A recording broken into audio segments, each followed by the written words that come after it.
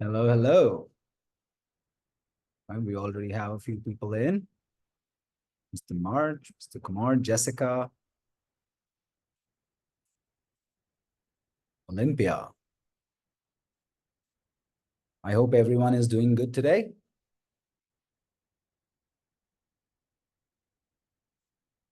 All right, guys, while everyone is joining in, why don't we drop in the chat where's everyone joining from? Let's see, who do we have on the call and where are you all from? I'll start. I'm joining in from New Delhi, India.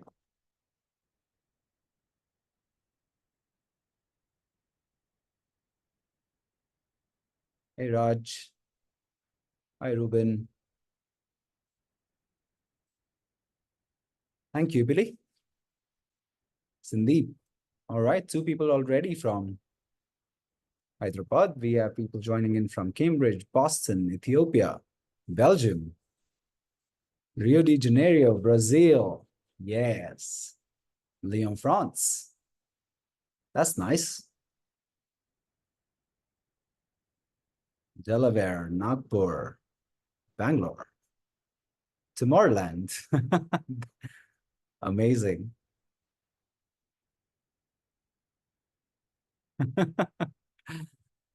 That's great, Maria. I'm sure you're going to love it in New Delhi. It's actually quite hot these days.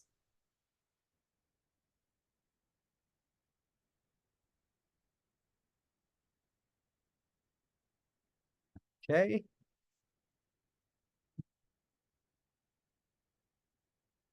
All right. I see Ms. Kumar has raised the hand. Do you have any question?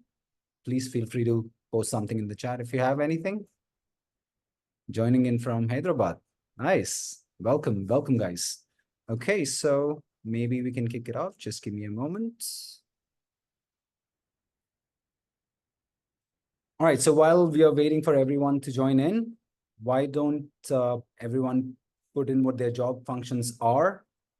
You should have it on your screens already. And please select the business function that is closest to yours.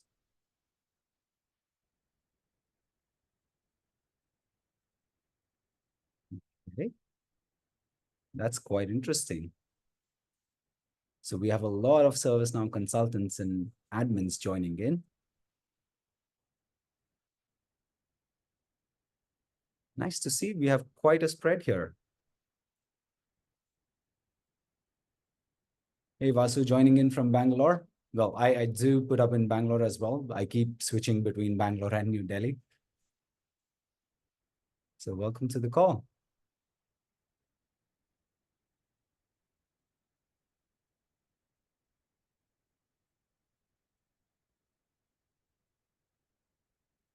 Okay, so we already have the results for the poll. Well, majority of us here today are ServiceNow consultants or admins. That's great. But we also have a lot of Atlassian consultants and solution architects. Well, glad to have you all on the call today. Thank you so much for joining in, guys. Let's kick it off. So welcome to the webinar, how to configure eBonding integration between ServiceNow and other ITSM systems using simple code and AI configurator. So let's start with the usual housekeeping rules. Please use the Q&A tab to ask your questions so that they don't get lost in the chat. You can use the chat tab to interact with other attendees, and do keep an eye on it because we will be dropping some resources in there as we go along. And feel free to use the emojis to show your feelings. We would definitely love it. Yeah. Let's see, what else is there on the menu today? We will set the use case, show you how to implement it from scratch, and we'll give you a sneak peek at our new AI configurator. This is a game changer, and you'll see how shortly. So stay tuned. And of course, we have the live Q&A at the end where we'll pick up your questions to answer. Let's meet the host for today. We have our head of solution engineers, Syed Majid Hassan, with us. A quick fun fact about him. He's an avid history fan. So basically, he lives and breathes for integrations and 10,000-year-old artifacts. Now, isn't that true, Majid? Along with him, we have our awesome AI engineer, Usman Shani, who is also the brains behind the AI configurator. A quick fun fact about him as well. He's actually the youngest person in our company, and he's also a huge Formula One fan. He met the 1999 world champion Mika Hakkinen in Singapore. And interestingly, Mika won the championship in the year Usman was born. Usman, did he actually thank you for that? No, he didn't. But we did have a short greeting with each other. It's quite a fun experience. That's nice. That's nice. Great. I'll hand it over to Majid and then Usman to say a few words. Thank you very much, Deepak. This is Majid. I'm the head of solutions engineering here at Exalate. A very warm welcome to everybody who's joined today. A little bit about myself. I've been with the company just under 3 years, and I've set up hundreds of these integration projects in production at that time. I'll be demonstrating a very elaborate use case of how eBonding can be employed to basically showcase how organizations can leverage this technology to increase operational efficiency. We'll dive into that in a bit. I think I should introduce our host today as well. So Deepak, I work very closely with. He's an integration consultant here at Exalate. He's based out of India. And yeah, he's been here just around 3 years as well. And yeah, as I said, I work closely with him to deliver client projects. Fun fact about Deepak is that he lives to work and loves to travel. Yeah, go figure. So kind of the same with me, actually. But yeah, there we are. Let me pass it on to Usman. Thank you. Thank you very much, guys, for the introduction. I'm Usman, AI engineer and the only one at the company. I've been at Exalate for just over a year right now. It's been really amazing. Thank you also for the opportunity to be here at the webinar. With me, I also have Ada. She's one of our very insane AIs that helps users with all their Exalate questions. You'll see more about her later as well in the webinar. So please stay tuned. Back to you, Deepak. Thank you so much for the lovely introduction, guys. And yes, Majid, indeed, I do love to travel. And of course, I love my work as well. Now coming to our topic for today. eBonding, bridging, or simply called integration, makes it possible to synchronize data between two systems bidirectionally and reduces manual effort as the data exchange is automatic and the integration appears local to both sides, meaning that you don't need to work on any other system apart from your own. Call it what you prefer, really. It's what it does that matters, right? So what's integration all about? It inevitably plays a part in your business expansion and cost reductions. You stay in your own familiar environment with your own setup and still share the necessary data with the other side or sides. And all sides join their forces to reduce waste of time and resources. So what are the criteria for a robust integration? Now, what's more important than scalability, right? That is the factor that will help your business grow and expand smarter, reliability and security, of course, and control over what you share and how you share it. Do you guys think there could be other criteria for a robust integration? If so, please feel free to add your thoughts in the chat. Now that we have covered what the criteria are, I'm going to pass it over to Majid to set the scenario for a real life use case. Thank you, Deepak. So what we're going to be showcasing today, the use case around which this eBonding integration will be built, would revolve around a central decision-making hub within an organization. Now, the best way to think about this is that there's a fictitious organization which is based out of ServiceNow. So all the business intelligence lives within ServiceNow, and all the decision-making and operational aspects of it get controlled via this central hub. Now, let's consider a situation whereby the customer-facing tickets come into a support portal which has been outsourced. So the company itself is not dealing with first-line support. It's outsourced that to a third party, a vendor, who's using a support desk based on Zendesk. Now, the idea is that the first-line support tickets get handled on this Zendesk instance via the L1 support agents. But then at some point, these agents probably would need to liaise with the central hub to gather intelligence or to take some decisions or anything like that. So they'll have the ability to send these tickets via eBonding to the central hub, and they would be created as incidents. And then you'll get that bi-direction communication going between those two to resolve the customer issues. But we're not limited to that. So the way we've set this up, if we get enough time, we've considered a couple of vendors that the company might have.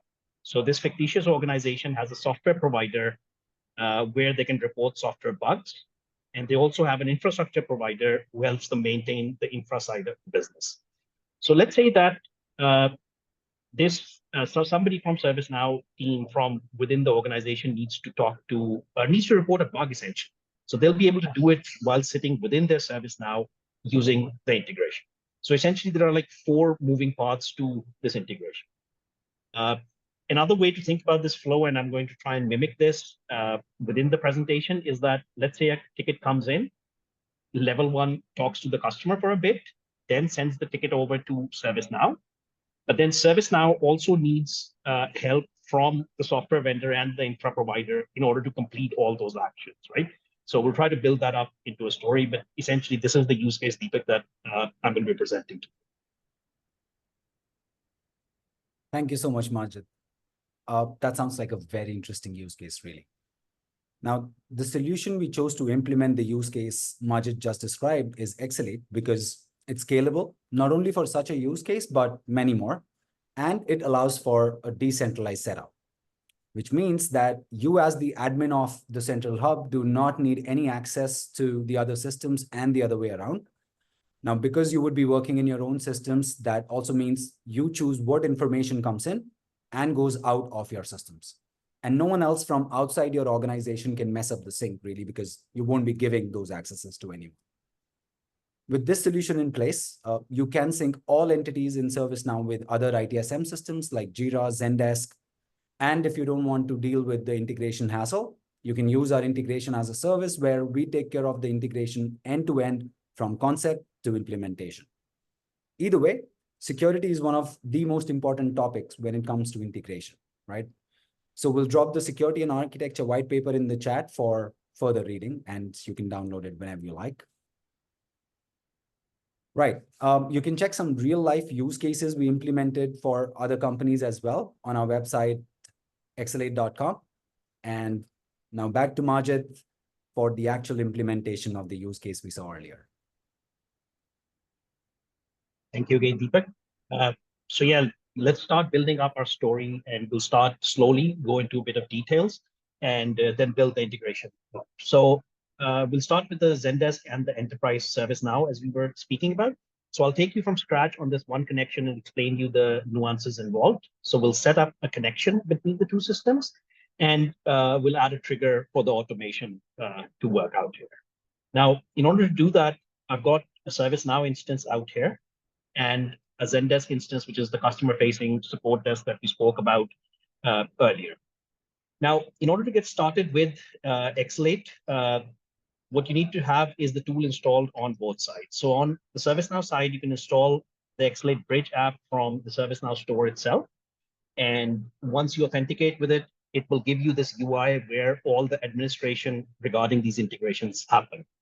Now, the decentralized aspect to this is pretty important, right? So as Deepak said, you as the ServiceNow admin do not need to have or are required to have any sort of access to the Zendesk side, right? As I build up this flow, you will realize that how that is built up. So on the Zendesk side, again, you have an app installed on from the Zendesk store, and it's already installed out here. Right, so to create a connection, we'll just need the base URL of our target system. We'll come into Zendesk, initiate a connection by plugging the URL for the ServiceNow instance. Now, this gives a choice of 2 different connection modes.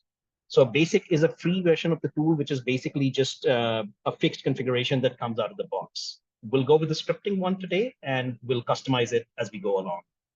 The next screen simply asks me to provide some user-friendly names to my 2 systems. I'm calling them Zendesk and Snow, and I'll name my connection support connection because I've got that software vendor one as well. So we'll call this a support connection. Right, so the Zendesk admin has initiated a connection towards ServiceNow, generated an invitation code, which he can copy and pass on to you. Now, you as a ServiceNow admin come into your instance totally asynchronously and accept the invitation by plugging that code. And that's basically it. Doing that handshake once ensures that the connection is already established between the 2 systems, right? Okay, so it should appear on both sides as active, and it's there. As soon as you open the connection, you will be greeted with a set of scripts which are already pre-populated. And yeah, all you have to do is configure them really as you go along. So right now we'll start off with the very default scripts. If you make a change to the script, you'll hit the publish button and that immediately makes it live. The only thing I want to configure is a little bit of automation, so I don't have to manually hit buttons. So I'll create a trigger in Exalate and inform Exalate that I want these tickets to be picked up automatically and sent to my central hub, right? What are those tickets? Any tickets that contain the tag Exalate. If you're not familiar with Zendesk as a tool, this is basically the Zendesk search syntax, which comes into the picture here. Right, I'll just duplicate my tab out here and we'll see how this works. So the scenario I'm going to mimic is that an end user creates a ticket on the Zendesk portal for first line support. And let's say he's reporting a bug that his account balance is 0. So let's say that the first line support has a little bit of communication with him, talking about maybe what version are you using? And there are a couple of replies there. I mean, so far, the central ServiceNow hub is not involved at all, right? The first line support is dealing with the customer case and trying to resolve it. At some point, they realize that they need a little bit of intelligence or help from the central hub, right? So how we've automated this is that the support agent runs this macro and submits the ticket. Now, this macro, again, is a very Zendesk-oriented thing. It takes a certain number of automated actions in sequence. It adds a comment. It adds a tag to the ticket. And remember, this tag is what I gave Exalate to pick up tickets automatically and send them across. So Exalate picked it up, sent it across. This is the incident that's been created. Let's click on it. So you see that in a very painless, automated sort of a fashion, the ticket arrived already in ServiceNow and is there. I'm just going to move this into the ServiceNow tab. Right, so what happens from here on? So let's say we make a comment.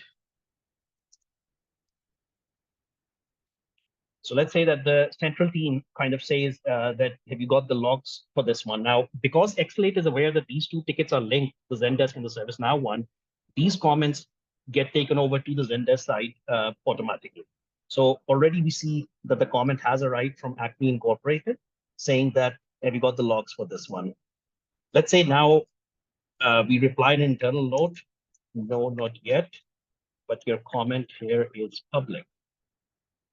So basically what happened was that this comment that the ServiceNow people sent over should have been an internal note within Zendesk. So we'll add that configuration in order to do that.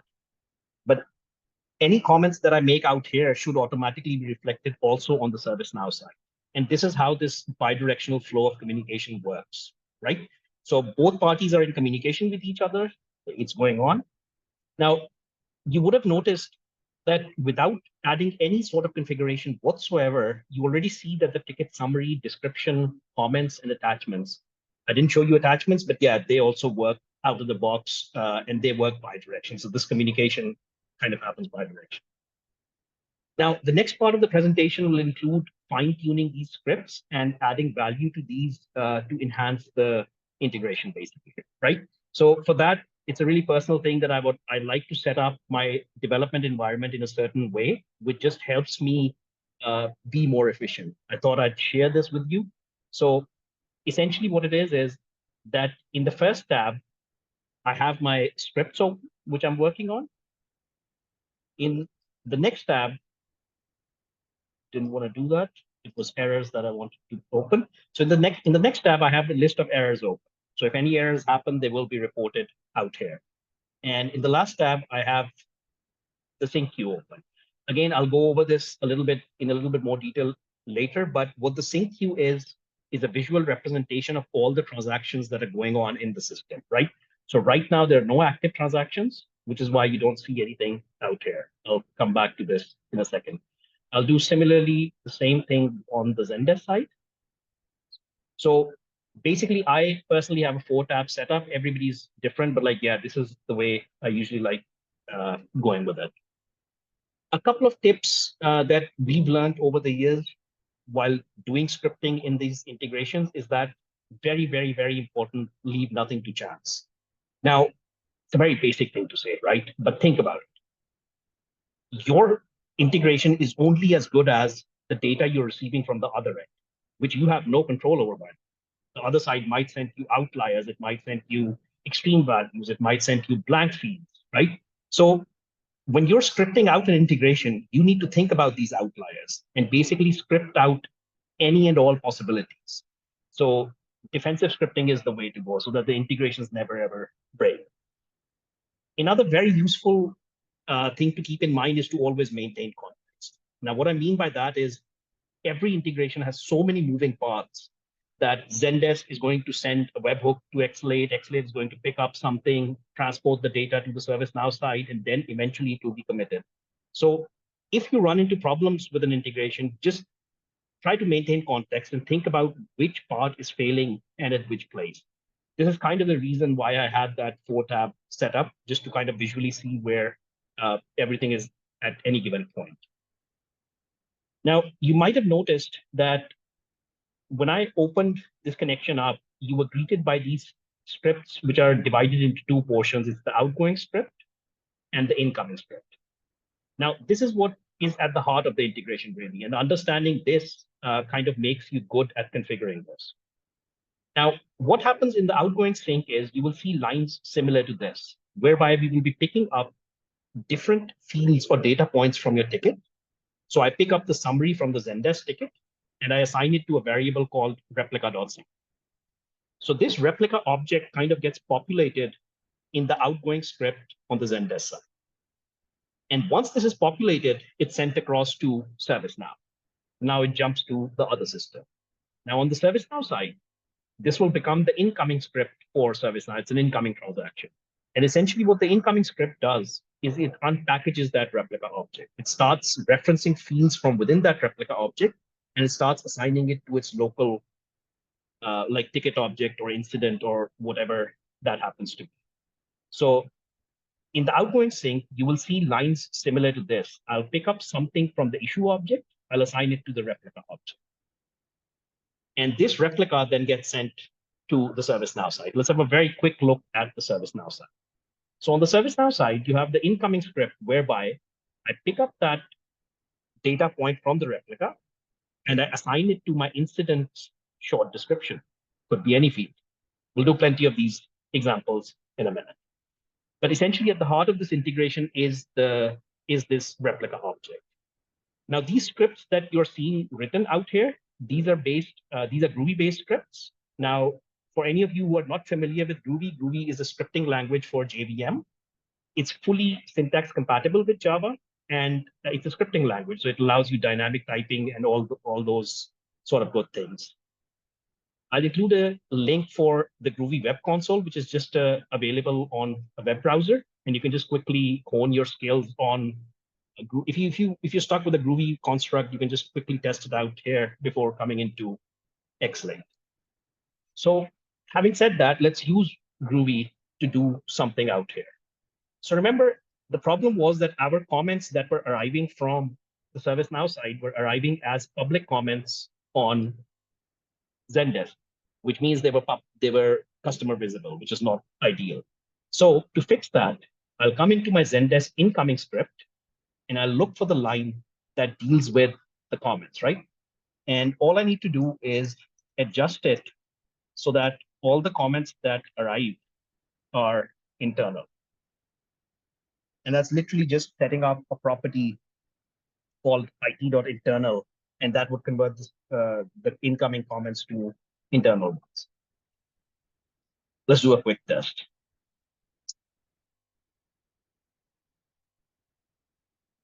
So let's say the central hub now again makes the comment, whether it's public, private, doesn't matter, because now we've configured Zendesk such that all comments that arrive should automatically be internal nodes, right? So now that my comment arrived, you see it's in this little orange box, which means that it's an internal node. So just a little bit of configuration to show you how easy it should be.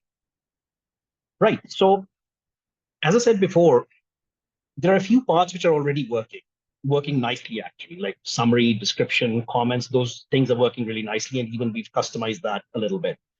What we'll do in the next couple of exercises is to add value to this integration, add some custom fields and some other standard stuff in there. How we usually develop these integration projects is that we don't start doing everything together. I advise clients a lot to start with one direction only. Like think about Zendesk to ServiceNow first, and once you've perfected that direction, then you start thinking about the other direction. It's just a helpful tip to get started. Another thing you should be very wary about is that these are two very distinct systems, right? Zendesk is totally different to ServiceNow, and they each speak their own language. Zendesk calls its tickets issues or tickets, right? ServiceNow calls them incidents, problems, change requests, stuff like that. Similarly, the data member is called state in ServiceNow, whereas it's called status in Jira or Zendesk. So just a very quick word that you need to be like kind of wary of each system having its own nuances and then dealing with those in an integration. Because an integration will run into these issues, right? You can't have one size that fits all. It would have to be differentiated. Right, so we'll start off with a very basic sort of an exercise. Again, a one-way sync to start with. Now, what we will do is we would like to populate the Zendesk ticket number and link into the ServiceNow fields called correlation ID and correlation display. I saw that 75% of the audience were like ServiceNow oriented people. So these fields would not come as a surprise to you. So these are fields which are basically there for this purpose, for an eBonding purpose, that these would hold the ticket number for Zendesk and the URL for the Zendesk in this case, that could be any remote instance. Now, I'll let you think about this for 10, 15 seconds. How would you go about configuring this?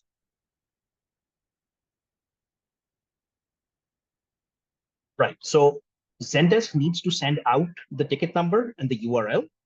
So Zendesk would be the outgoing party, and ServiceNow as the incoming party would need to populate those things. Now, normally that's true, but I'll show you something really quickly. The replica object kind of already contains this. So this replica object that we keep talking about, you can actually visually see it from out here. So if you have a quick look at the payload that is arriving from the Zendesk side, you will see that the ticket number is already included in a field called key. And the issue URL, like the actual ticket link to the Zendesk instance, is also included in a variable called issue URL. So to cut a long story short, you already have the data that you want to work with, right?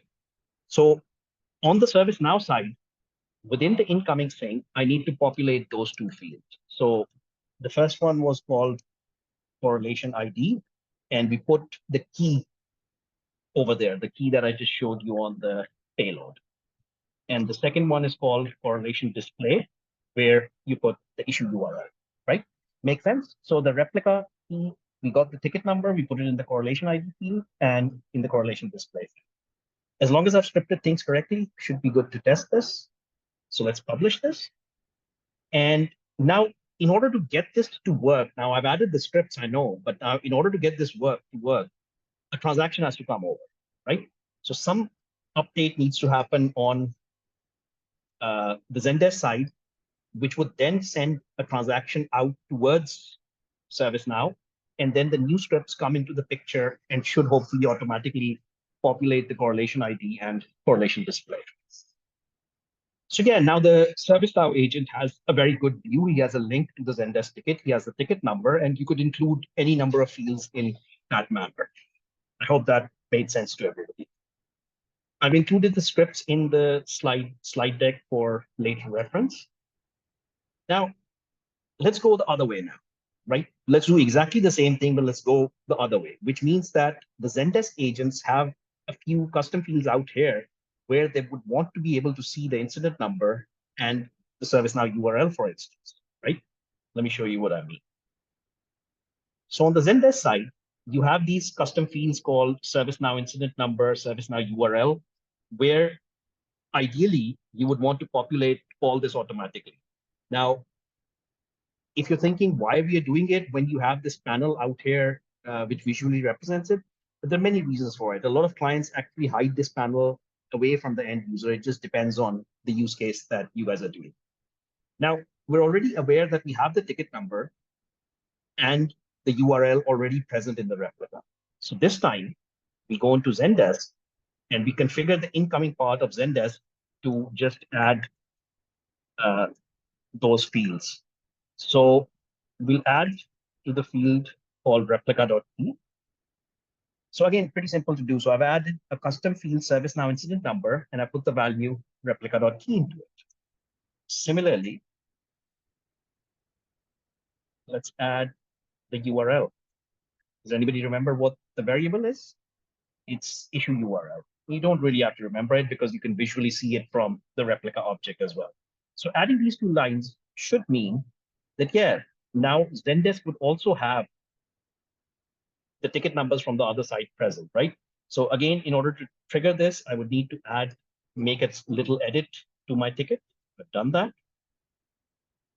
Now, making that small edit means that a transaction would be sent towards the Zendesk side, and hopefully those fields would be populated with the correct information, right?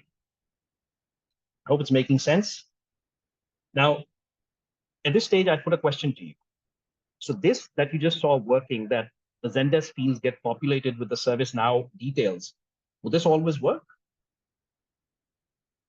What if you create a brand new Zendesk ticket, send it across to the central hub in ServiceNow? Would you still get those numbers? So the answer is no, you won't, because in order to populate those, you need a transaction coming back from ServiceNow, right? Remember why I had to edit the ServiceNow ticket in order to get this back? So to alleviate this, you have a nice function called sync back. So it's built exactly for this purpose. That didn't go well. Sync help. Right, so we've got this function built into Exalate called sync back after processing. And what this does is that as soon as the first transaction comes over into ServiceNow, it creates the ticket, and then it sends a sync back so that that ticket information gets sent back to the Zendesk and could get populated out here. Let's do a very quick test. So let's say the customer reports another bug. And of course, his balance is now gone negative.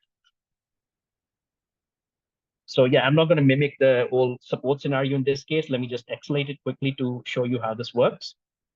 So I'll run the exalate function, and now I want to show you the sync queue, which I was talking about earlier. Now on the ServiceNow side, you see an incoming transaction. Of course, that's where the issue is being created. But once that is done, you will see an outgoing transaction going back to the Zendesk side, and that would be the transaction which would be taking this data back, right? So this was the think back function that comes in very handy for these situations. Be careful when using sync back, because you could, if used poorly, you could end up in an infinite loop in this scenario. And just to close it off, we'll populate another couple of fields out here. So we have the ServiceNow Assignee and ServiceNow Status. And what we want to do is we want to bring this information over from ServiceNow and again populate it into the Zendesk custom field. So these are the fields that I'm talking about. So let's open our incident. I'll just move this here. Okay, so we've got the state out here. And this assigned to is the field that I would like to send back to Zendesk. So this time I start with the ServiceNow outgoing script, which is already sending out the state, right? So all I need to do is send out the assigned to field now. And that would be just this one line of code whereby I can send out the assigned to field now. So that's it. The ServiceNow's job is done. It sent out the data. Now the Zendesk admin needs to deal with that data. So in his incoming sync, he would now populate my autocomplete failed me there. So let's say I want to populate the status, and the variable that was to be used was replica.state, right? Now, similarly, let's just populate the assignee. So remember what the variable was? It was assigned to. So adding these two lines of script means that now the ServiceNow status and the ServiceNow assignee information will now be reflected in the Zendesk custom fields. Let's give this a try. So to do this, I'll assign this ticket to anybody. Now, just taking that action of assigning it will send the payload over. Oh, it's already here. So it's already here and it's out here. So the status is in progress, which is fine. But if you look at the assignee, there's like all this sort of garble out here, right? So let's see what's gone wrong here. Now, there's a lot of ways that you can do this, but I just want to show you a little bit of debugging as to how you can do this. So in the ServiceNow side, before sending it out, I will debug the code to see what's going on. Now, this is a Groovy construct like call string interpolation. So what we'll simply do is print out the value of the assigned to field. That's all I've done. Essentially printed out the value of this. Right. So let's trigger this now. I'll update the ticket a little bit. So I hope you're getting the picture now. So the little update I made means that a transaction is going to be sent out, but my outgoing script contains a debug statement, which means that my code will pause over there. And this is where this errors page comes in really handy. You can now visually see what's going on. So what's happening is that I'm getting a data structure. I'm getting the display value of the assignee, as well as I'm getting the link to that actual table where this guy's data is. But all I'm interested in is the display value, right? So I can dereference my field. I'll do it first in the debug statement to show you how easy it could be. Oh, that didn't go well. So instead of printing out the assigned to, this time I'll print out the display value. And this time when you refresh it, you're getting the correct data. Perfect. So now you have confidence that you can send this field out. So if you look at line number 9, instead of sending out the assigned to the entire data structure, I'm just sending out the display value. I'm just going to put a check in there so that I ensure that it is not blank. And taking this action should mean that this ServiceNow assignee, instead of that entire data structure that is being printed out, I just get the display value there, right? So we looked at a quick way of how we would go about debugging this, and I've included all the scripts in there for reference. Guys, let me know in chat or with emojis if everything's making sense, or if you want me to go a little bit slower, faster, however it is. I hope it's making sense to you. So we'll move on to the next aspect of this. So far, I hope what you've seen is a very nice, painless integration between the Zendesk tickets and ServiceNow instance, right? We've customized that a fair amount by populating a lot of custom fields, making comments private, and all that sort of stuff. But I want to move on to this eBonding now.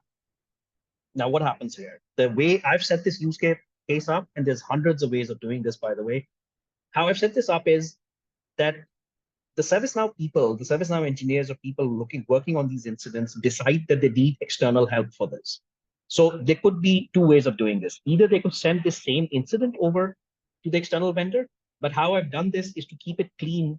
We've created a related incident task, and that would automatically be sent to the Jira Cloud side as a bug. Now, this connection is already created with the trigger that I'm going to use is the assignment group. So within ServiceNow, you have assignment group, and that could act as a trigger. So whenever the assignment groups is set to software, that is when these tickets will be triggered automatically to the other side. So as I said, this connection is already set up. All we'll do is just customize this a little bit, right? So actually, let's go there. So the connection that is set up is called software vendor. And this would be the Jira instance that we would be working on. But right now, we're not concerned with that.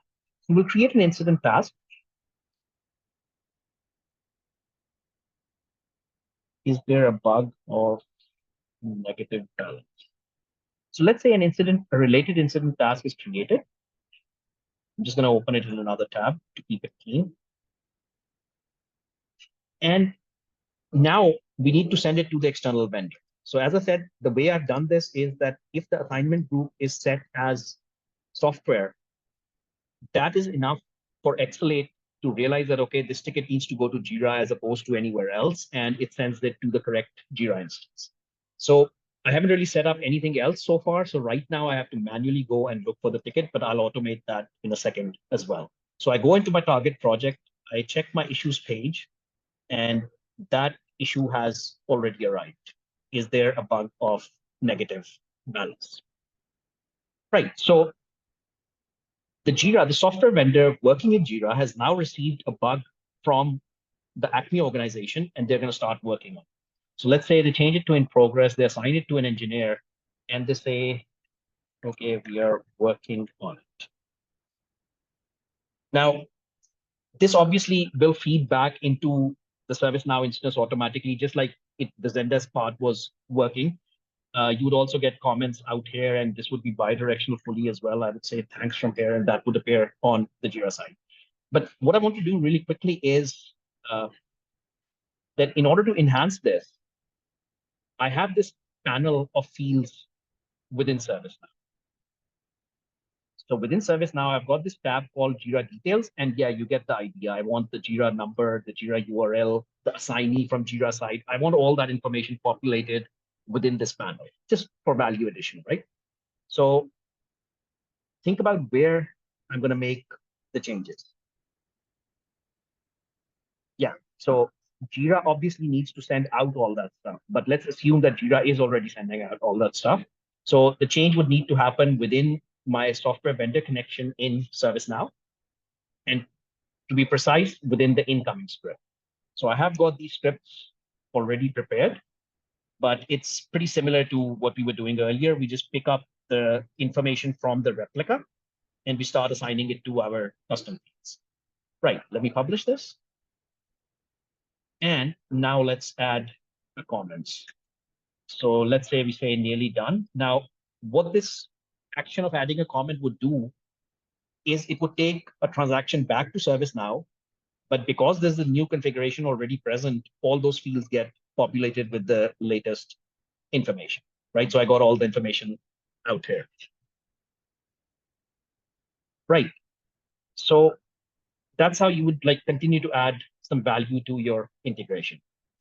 Did any of you have a very keen eye and note something out here in the script that I added? So I added something new maybe for some people. So this question mark is the one that I'm talking about here. This is called the safe navigation operator. The question mark with a dot, it's a very groovy, it's like exactly a groovy construct. So I'm sure you're all aware of the dot notation that we use to reference like objects and properties and methods and all that. So it's just an improvement on the dot operator. It's absolutely crucial to use it in Exalate. I'll tell you why. So consider that there's an object called Acme, and it has a couple of fields, and we access the name of Acme using this syntax, and everything works. Great. But what happens if Acme is not there? A very common use case in integrations. What happens if the other side does not send you the data that you're expecting, right? So what happens when you try to do this is that you will get a null pointer exception, your code will break, and your entire integration will stop, right? But adding the null pointer, adding the safe navigation operator would mean that you would simply get the value null. Instead of the integration breaking, it would just simply spew out the value null. Very, very, very useful. Just for context, if somebody's interested, what am I doing in this part?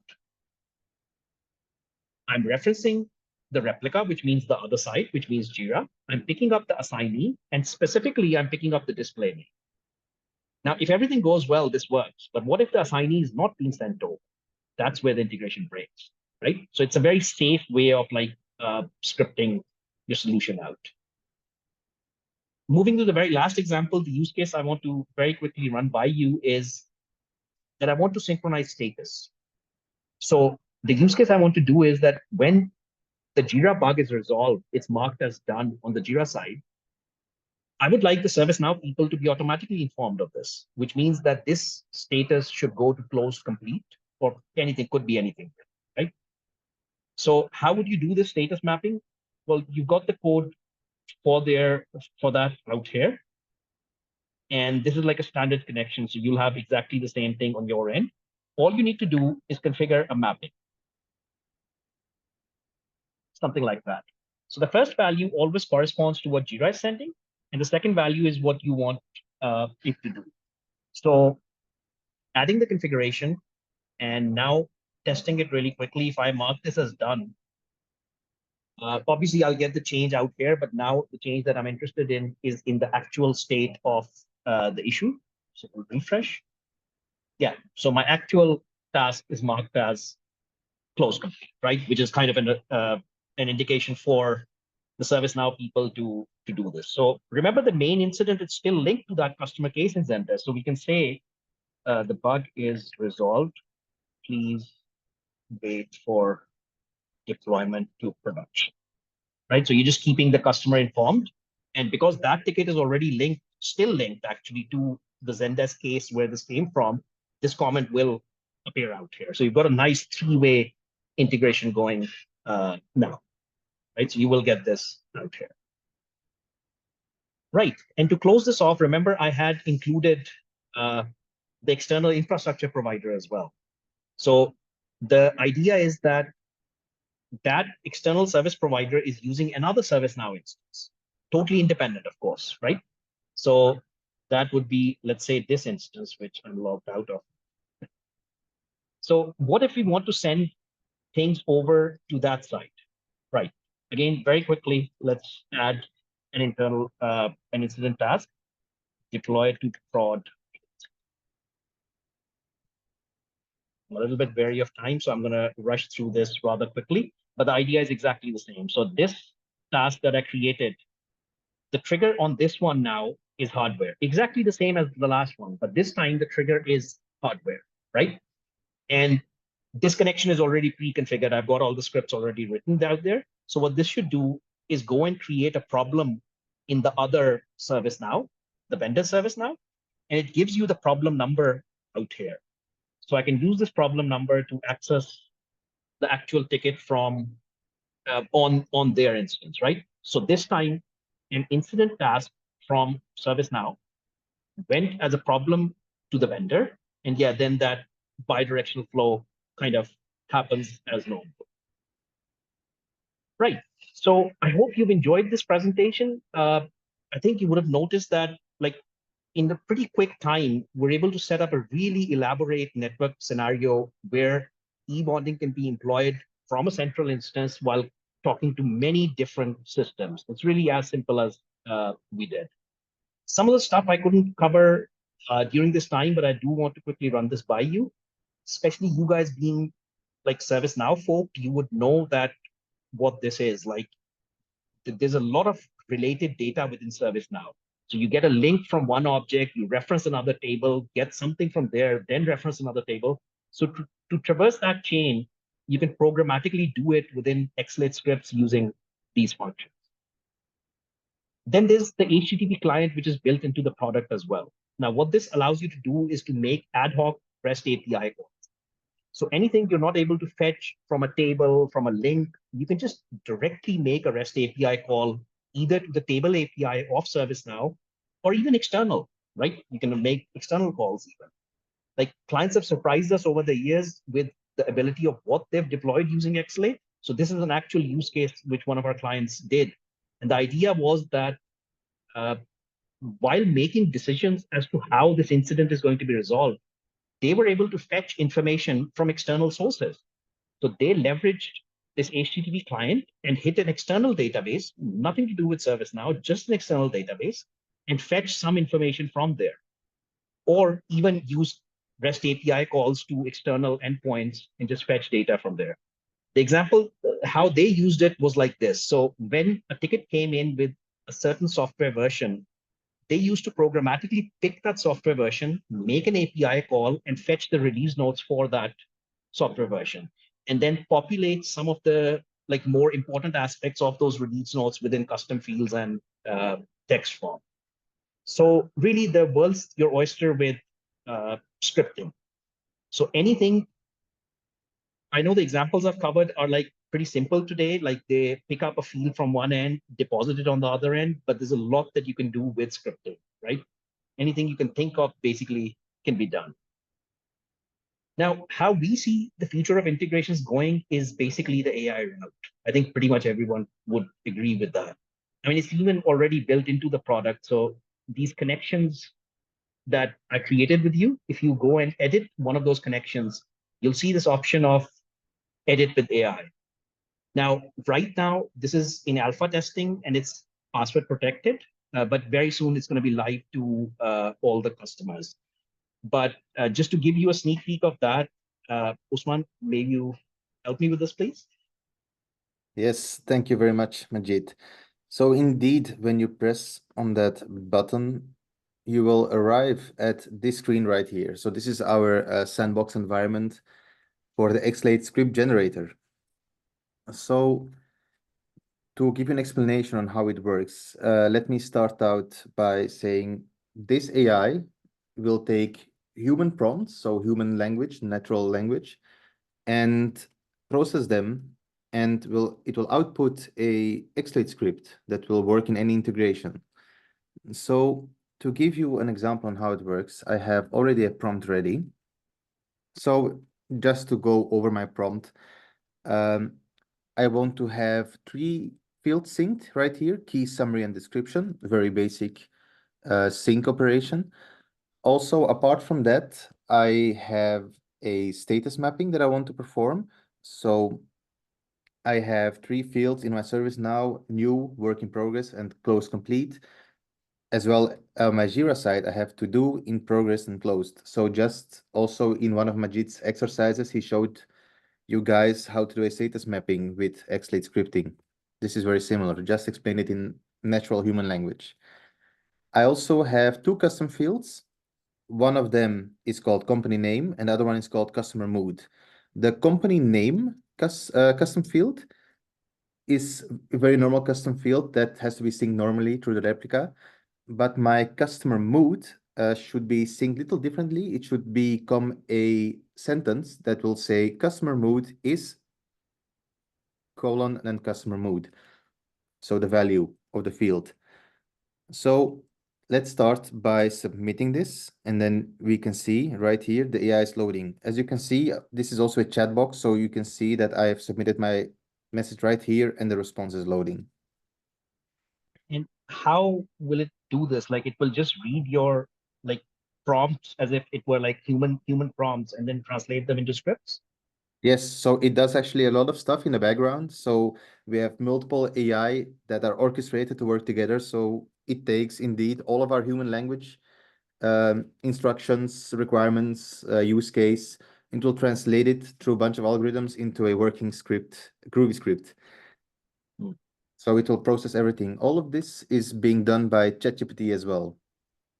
Right, and those scripts are basically the output of. So basically, what I was doing was like building a use case and then writing scripts for it. So that's like kind of what. Okay. Yeah. So to go over this, before I dive into the script that is generated, I'll show you something else as well. So what AI does for us in this case is it will deduce all the requirements in my prompt. So based on this, the AI knows what for script to generate. So I'll go over this as well. We have synced the key field from Jira to ServiceNow, and it's my summary, my description as well. Also, we have our status mapping. So our status field, we have new, to do, work in progress. It will be synced into in progress, close, complete, and closed. We also have the sync company custom field. So it will sync the company name as well as my customer mood in a custom sentence. So to see this result, we can dive deeper into the script. We can see that it has generated my 3 basic lines of code that will use the fields in the replica to populate these variables, as well as my status mapping, just as Majid showed you earlier. He did a status mapping for those drop-downs statuses. We can see that he's mapped everything perfectly in a map, and it will assign it whenever needed. We also have the company name, sorry. We have the company name that will get populated from the field and replica. And lastly, we have my customer mood that will be set as a sentence. In this case, we can see that has formatted it perfectly. We can see that the customer mood variable is being used to populate this sentence within the string. There you have it. That is awesome, if I may say. Like, I'm especially looking at, like, so while you were talking, I was trying to pick holes in the AI, but no, I'm struggling. And especially if you look at the last line, it's used string interpolation, like that dollar syntax I showed in debug. It's just used it seamlessly, and it's absolutely correct, right? Exactly. So this is amazing. I need to go and look for a job now. Yeah, so what took Majid maybe 20 to 25 minutes to do, we got it through AI with a single prompt in less than 5 minutes, basically. So it really shows the power. But just like any AI, Majid, you don't have to worry about your job, because just like any AI, it still makes mistakes, right? ChatGPT isn't perfect. We still have software engineers in the world. They are not yet replaced. We still need those human eyes to keep looking at what AI does to verify it. And thank you for that vote of confidence. Can I just ask you, like, how, like, very briefly, how was this developed? Like, how was the model trained to get up to this point? So we started by a bunch of research, and we eventually settled for using a language model that is based on ChatGPT. Back when we were like at the start, we trained the model to create these scripts. And since then, we actually did a lot of training, a lot of fine tuning. We enriched it with our own code, with our own snippets. So we basically train this large language model to create scripts based on previously written code snippets. So to give the user an idea, this is how we fine tune and train the LLM. And the journey has been really amazing until now. Every day, day by day, month by month, we can see the AI just performing better. As I said, like, this is how we think about the future. And I think, yeah, you've kind of given us a glimpse into it. Thank you so much for this presentation. Thanks. Thank you, everyone, for sticking with us. Pass it back to you. No problems. Thank you so much, guys. And I think, Majid, it's time to go back to school for us. 100%. Yeah. You're right. I mean, not just you, even I'm scared for my job. All good. All right, everyone. Time for another poll. And this one I'm really interested in. Scripts or AI? Which one do you prefer? I would love to know. Okay. Majid, the answer that we get after this poll will decide whether you and I need to look for a job or not. Yeah. It's not looking promising, man. Indeed. It isn't so far.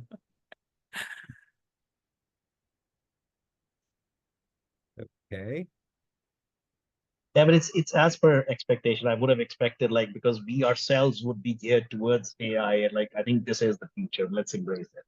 It is, and we have to indeed embrace it. And well, the results say it all. We have 60%, almost 60% for AI and 41 for Groovy. That's great, guys. Time to go back to school, I guess.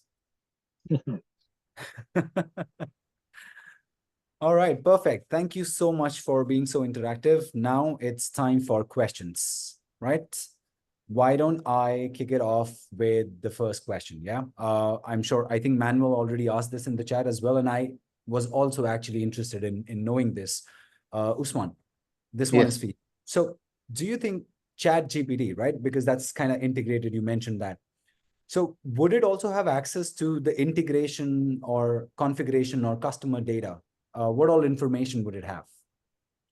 So it's a very good question. As you know, it's a question based on security and privacy, right? Just like the current GPT API, it won't keep any data that you send. It won't keep it to learn itself, because we all know that GPT, what it does, it uses customer data to train itself. This will not do it, because we're using the LLM as a base model and we're using it through APIs. It won't store any data. But to create very effective scripts, we do use some context from Exalate. So from which connector are you connecting and to where are you going, just for the output of the script's sake. So that we do. in this in the processing. All right. So basically what is discussed with the AI does remain private. Yes. Yeah. Okay. Perfect. Perfect. Great. I guess me and Manuel, we are happy at least. All right. Next question. How to sync a custom field from ServiceNow to other ITSM tools? Majid, this one's probably for you. Yeah, but this is kind of what we did, right? So we picked up a custom field from the Zendesk side. We took it. I guess we didn't pick the custom field, but the idea would remain exactly the same. You populate the replica with the contents of that field and then dereference it in the incoming side of things. Okay, perfect. And there are still some questions that are there in the Q&A. Just give me a second. Let me take. All right. So there's one question. Do I need to have a certain ServiceNow plan to be able to implement this integration? Not really sure. If you're asking whether you need to have a plan from ServiceNow side, then I guess, well, not really. If you are able to access ServiceNow and if you have, if you're able to create tickets and incidents, you should be able to use Exalate as well. Then there's other questions here too. Some of them I tried to answer. So can ServiceNow Configurator trigger to Exalate an out of sync incident? For example, an issue that was out of sync from Jira Cloud for any reason, but we need to Exalate and generate another new issue on Jira.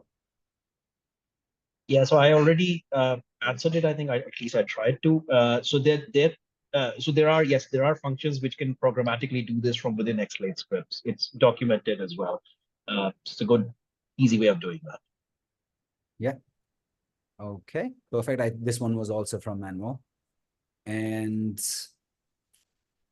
okay, there was another one. Can this integration clone values like Assignee and commenter? I guess it certainly can. Yes. Right. And does this Exalate support only limited number of tools for now, or can they be used across any set of tools? So Yatharth, as I mentioned, yes.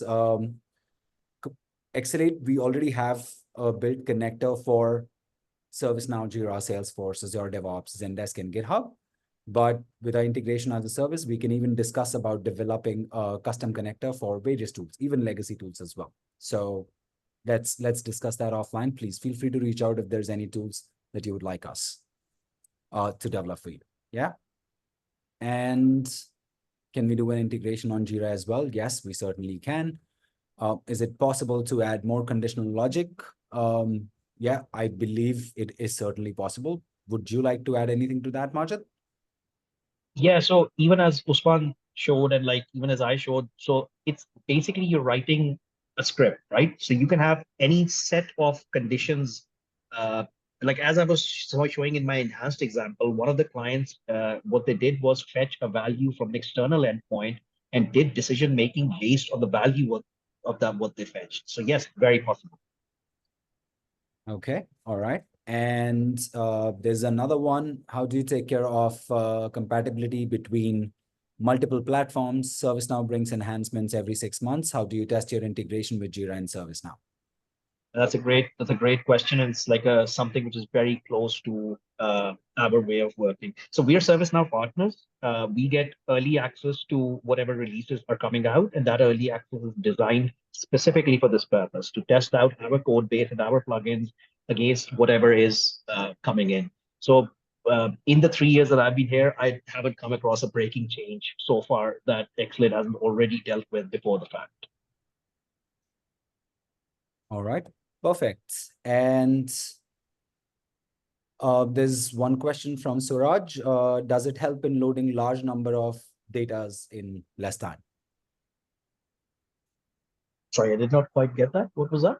Does it help in loading large number of datas in less time? I'm not sure exactly what it means, but yeah, I think you're looking for like, I mean, how I would interpret this question would be in the ETL context rather than an integration context. So that is where you'd be dealing with large data sets. I mean, what Exalate is meant to do is like what we showed you, issue synchronization, like, right? So we wouldn't really be dealing with very large data sets that need to be like extracted, transformed, and stuff. It's not a great answer, but yeah, that's basically it.